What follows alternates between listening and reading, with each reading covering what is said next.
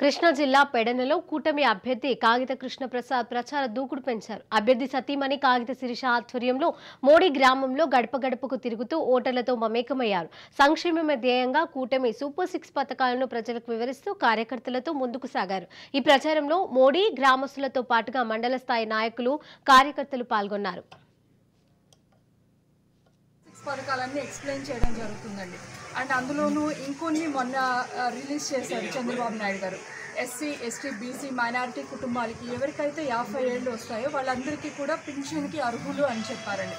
దాని తర్వాత ఇంకా మంచి స్పందన పెరిగింది ఇంటింటికి కూడా. లైక్ నేను తిరుగుతుంటే ప్రజలే స్వచ్ఛందంగా వచ్చి మా వెనకాల తిరిగి ఈసారి ఎట్లా అయినా తెలుగుదేశాన్ని కసితో గెలిపించుకోవాలని ప్రతి ఊరు కూడా ఇలానే ఉన్నారండి. మా వెనకాల ఎవరు పెయిడ్ ఆర్టిస్టులు లేరు. అండ్ అవన్నీ కూడా అవతల పార్టీ వాళ్ళకే చెల్లుతాయి.